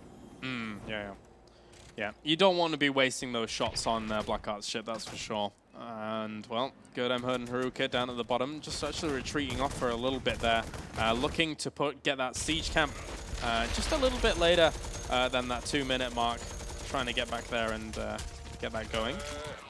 Another thing that's important to notice is the rotation that we're seeing from the ghost ship. So once the mid fort is destroyed, the next shots are going to hit the top fort, and after that the bottom fort, and then we continue with the same cycle in the mid keep to top keep to bottom keep. That's true, that's true. You got to really pay attention to that, because again, as you mentioned, you don't necessarily want them to be wasted on the idea of towers. You can take that down a little bit easier, so a lot easier than the idea of a fort. Because already working on top. There's the turn already. Shahuro was just like turning that in, and now they have the first barrage going straight into the mid lane. They didn't really put pressure on one of those towers yet, but they have 4 heroes there, so they could easily now try and do that. And they're already moving in for the first one, and yes, as they do it, they will be able to take down the first one without other keepers, the fort, I should say, without a problem. Yeah, Nomi was just trying to hold off for a second. Haruka's going to come in and try and reinforce there as well, but as I say, that is quite a bit of damage being done here. They're also doing quite a bit of damage down at bottom, though. Here are Wellmet in trade-off for that, getting themselves some towers whilst all this is going on. Yeah, and that surprises me just a bit, because to be quite frank with you, I would have thought that at least one of the heroes that we're seeing for 3MX is going to stay at the bot lane and tries to defend against it. And Reyna moves in now.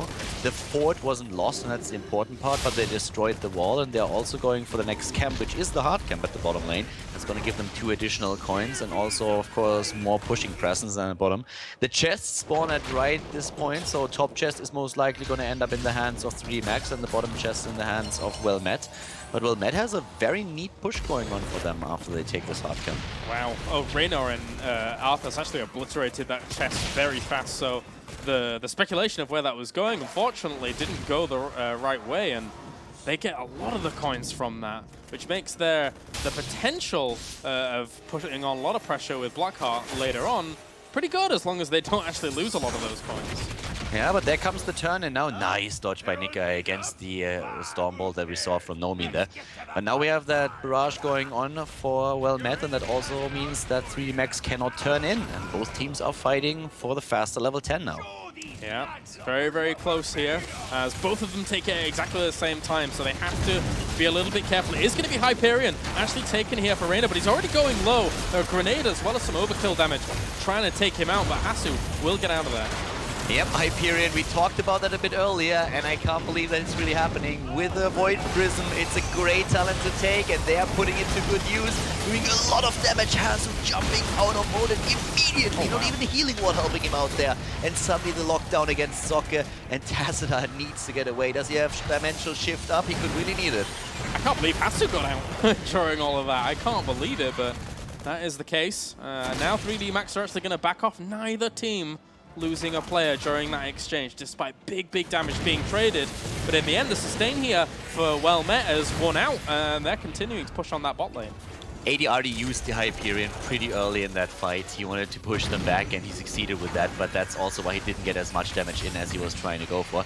Shaihu is actually very low and is most likely going to die here. They couldn't kill Zeratul, but yep, that's the second kill for Wellmet now. But they turned in 11 coins before that happened. Yep. So not too bad, can try and just grab themselves that one more coin, but we're already seeing Zoka and Nomi looking to go for their opponent's easy camp here, and in essence denied a few of these coins if they're able to get that. Uh-oh, ADRD, oh no. Yeah, someone is very much out of position. He does not get away, that's the kill. That was just the attempt from Nomi and Zoka to get that easy camp to the left side, and then suddenly they realized that there was nobody else at the bot lane except for Reyna, and they just said, thank you very much, and took him out. Yep. Nice easy pickup there. Nice easy pickup. And that's going to give them a little bit more of an opportunity. I mean, they already got that fort from that. Now they can just fall back, take their camps, get a few more coins out themselves. But for now, if there was the pickup of 1 coin, it would be a little bit more difficult to deny that. They are a bit out of position. There was the check from Haruka there on the boss because they weren't aware of where they all were at that point in time. You can really see the strategy now with the abilities that were taken by 3D Max, that they're going to try to set up a good Void Prism and then kill everything that was captured with Hyperion, with Rain of Vengeance, and the additional stun that we're seeing from Uther as the team stun. So they are trying to utilize that as much as they can. On the other hand, when we're looking at the lineup that Wellmet is playing, they are still trying to just use that front line with Muradin, the damage from behind with all those heroes that they have there, especially, of course, the Sergeant Hammer, as the both heroic abilities with Odin and Archon that can do a lot in those fights. But yeah, this is going to be a very, very cool battle between the two teams. Very traditional build for Wellmet, and that's area of effect damage build, if you so want, for their opponent. Chests end up code popping up again, and they are going to be able to contest this top one, that's for sure, but 3D Max probably going to get the bottom one with Zeratul as well as Reyna there. They could get themselves a fort though, which would be nice, but they are being barraged at this point as well by Blackheart, so they're going to lose a fort in turn. One of the things that, of course, becomes extremely important on this map is the question, how many structures can you take down without using the objectives on the map?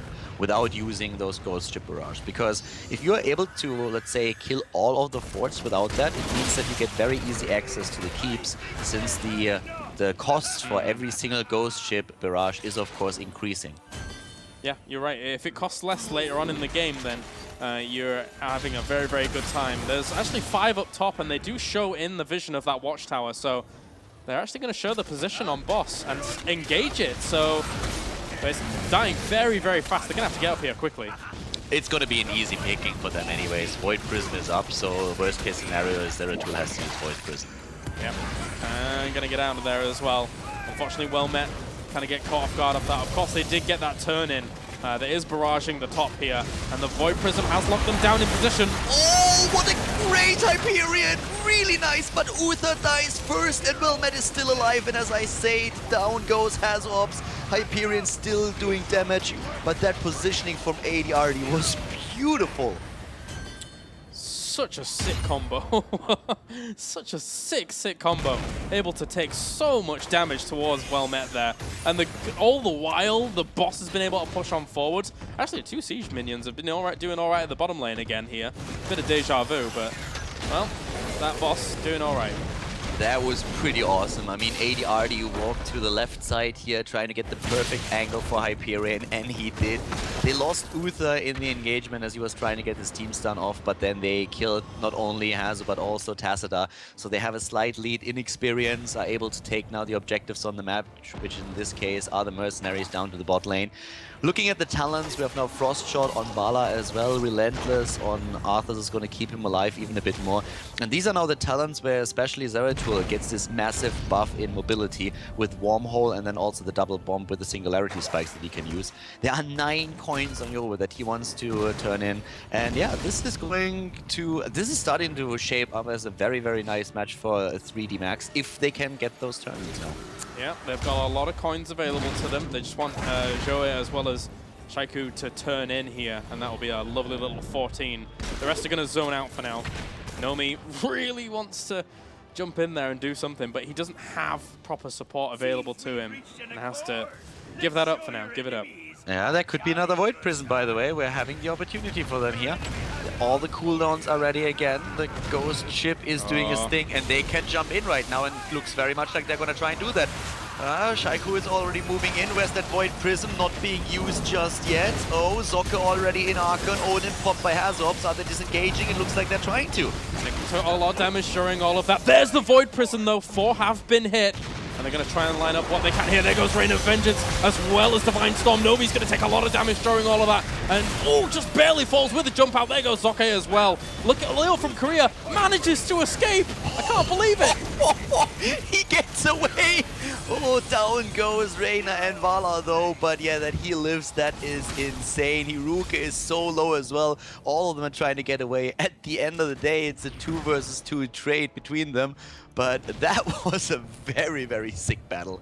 Yeah, the potential turnaround there at the end for Wellmet to actually get some kills off themselves. I mean, if we hadn't seen a retreat out from 3D Max, despite them getting the first 2 kills, we could have seen even more happen on the other side of 3D Max. They could have lost 4 there. I actually think that Reign of Vengeance did not hit properly. I couldn't see it exactly, but it looked a bit like those stuns were not really synced quite as well as they wanted to.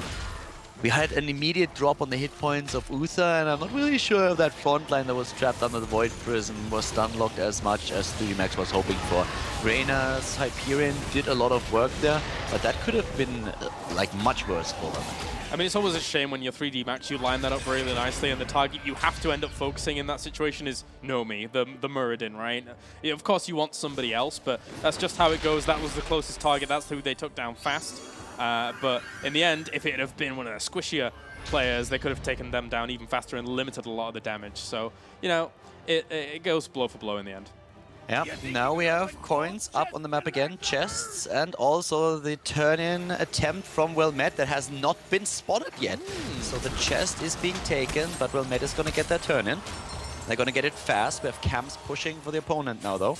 Oh, yes, there's Nomi, gets locked down, gets the stun against Shaiku, and the rewind being used and ends up being useless, not hitting Arthas. Yeah, really, really wanted to lock him down so they could just all pounce, but as you said, not the opportunity. Hasu Orbs, 8 coins. Tychus, you have to be careful, son. That's, but likewise, well, Shaiku has 8 coins, but he is an Arthas, so it is a little bit different. Ooh, so those mines. Very, very close. Yowa is still looking for that Void Prism. Yeah, he was really wanting that. He was hunting it down.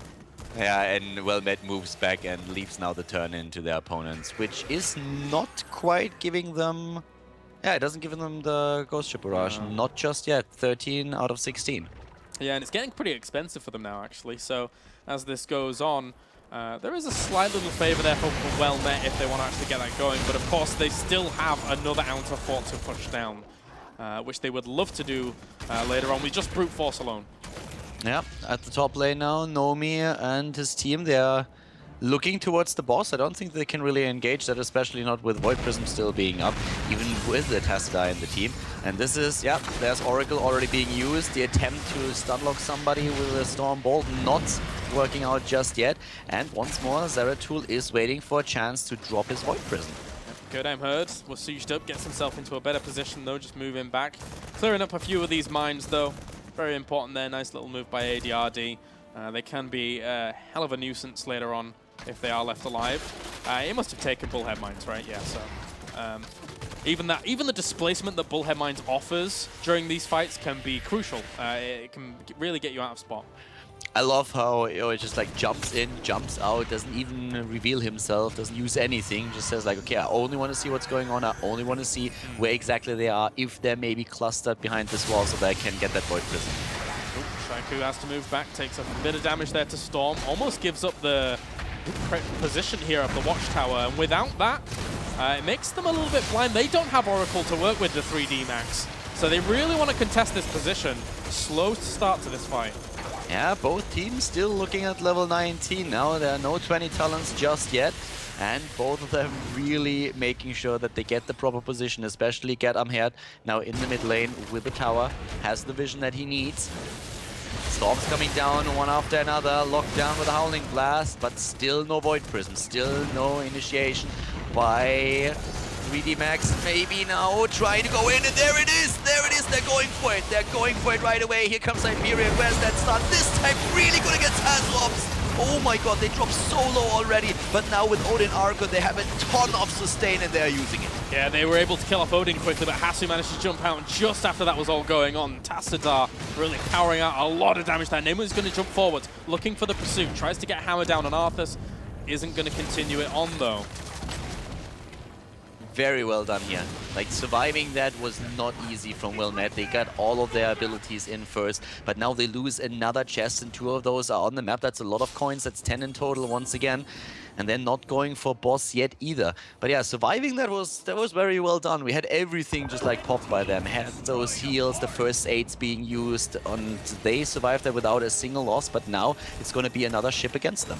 Yeah, even getting more coins down here as ADRD as well. So controlling that space was nice. They are towards level 20 a little bit faster, and maybe even get it with actually this barrage that's going to occur. That's going to be a lot of extra experience going their way. I gotta say, before, I really, really liked how Wellmet was able to wrestle away that tower from them. I think that it's a small thing, but vision is so important, especially when you've got a hammer, and especially when your opponents don't have Oracle. So it was cool, but in the end, well, we know how the fight went. Yeah, with a hovering mode that would have been way, way easier, but we see the Spider-Man build for Get Up here, so he wasn't really able to just hover his tank into range. So they used instead Storm to really push them back. That double Storm does a lot when it comes to zoning.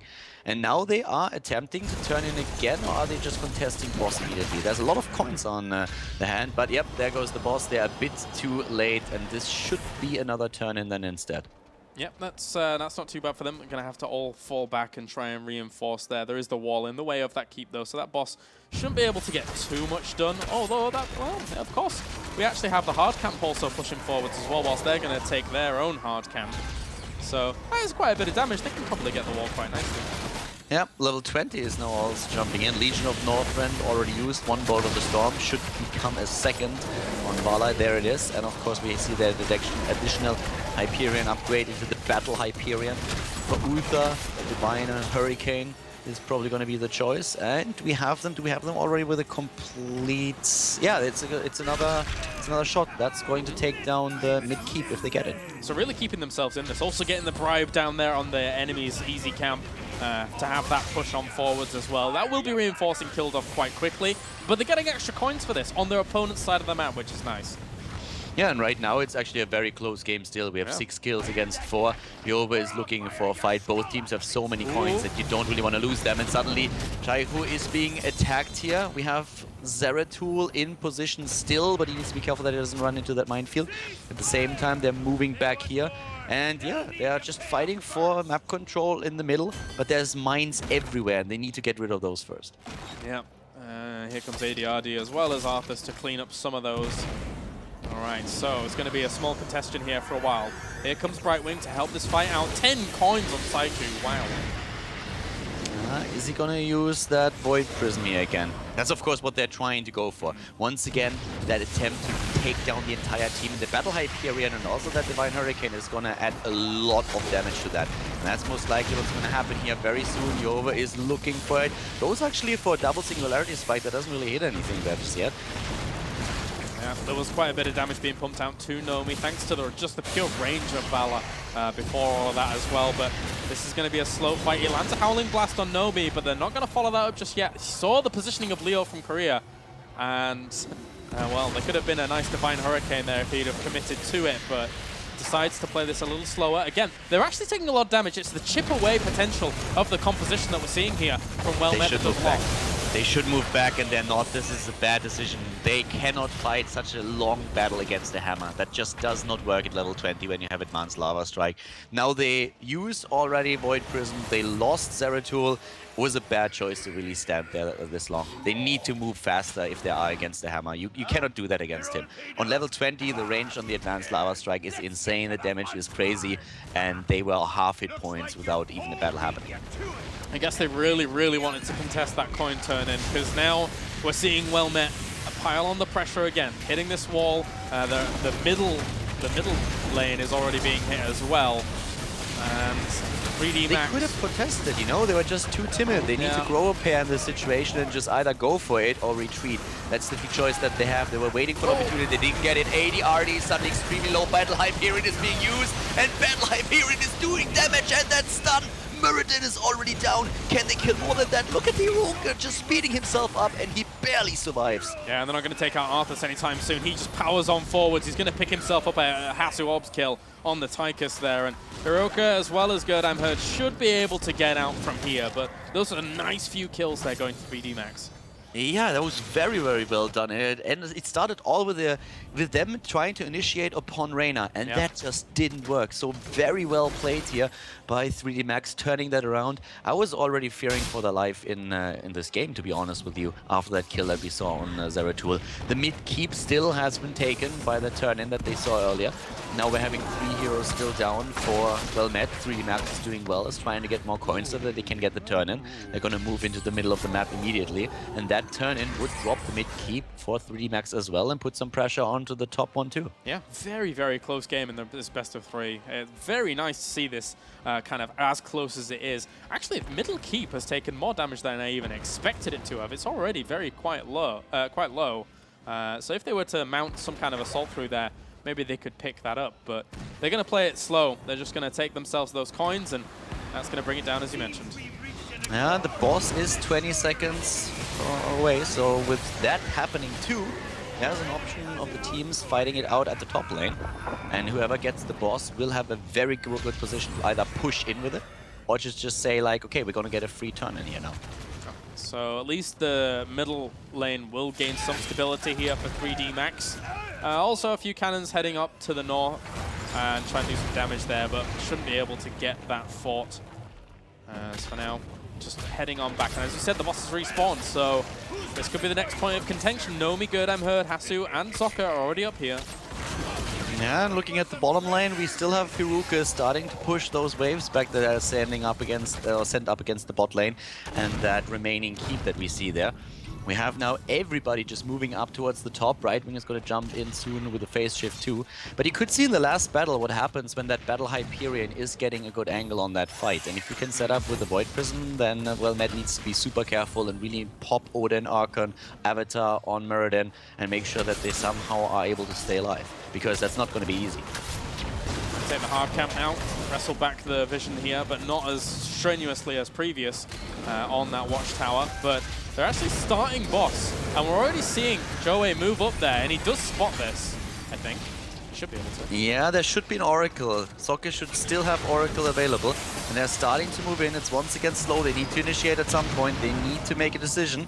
They already forced them back from boss, which is a good start, but now they need to make a decision where they want to engage. And apparently Shaku is trying to jump in here. He's low already, gets healed, gets stunned. Where's Zeratul? Oh, Nomi is extremely low here, and there comes the Battle Hyperion. Bad combo with the Void Prism, but he uses it immediately again, makes it disappear, and down go 3 heroes, 4 heroes. Oh my god, it's a team wipe. Oh, brilliant little pickup there. I mean, yeah, the lineup wasn't perfect, but it works out in the end. I mean, it's good enough to get the team wipe. It's good enough for them to just plow on forwards, and that is just basically going to win them the game. There's not a whole lot that's going to be able to stop them. 50 seconds on respawn. It's much better if you like make that mistake with the Void Prism and the Hyperion than when you do it with the Shock and Awe. Because in terms of the Shock and Awe, suddenly it's gone. The Hinterland Blast is just disappearing, but the Battle Hyperion still can do the damage, so he just like disperse the bubble, and now we have an entire team wipe, and that Battle Hyperion doing so much damage with the rest of them. Wins them this game in the best of 3. 3D Max, they take it, they win the game, and therefore another best of 3 match at the ESL Major League. All right, well that means now that they are 2-0, I believe, moving through in the Major League. Unfortunately, for Wellmet, they do suffer their first loss. They are now 1-1. In the Major League. But again, there's plenty of weeks to be played out here. It's a lot of steps to be taken moving on forward. So that pretty much does it for our first series. I think that was pretty cool. I'm glad it went to all 3 games. Yeah, that was actually like a really nice game there, and especially, but the battle at the end, I mean, that setup, I did not think that Battle Hyperion would be able to do this much damage to them. But you could really just see them melt away in the last lineup, and for a second I was really shocked, was like, oh my god, did they just screw up the timing? And they did, but you always have like, in your head, this picture of like the Shock and Awe blast just going through and not doing anything because they just hit the timing. And that's that small delay that you have from where you cast the Void Prism and where you can just like simply disperse it again and deactivate it. And in this case, it doesn't make a huge difference. You can even like get the setup a bit more properly. But yeah, for a second, I was really like still in that false stat plus Zeratul thought process, and I was like, oh my god, please no.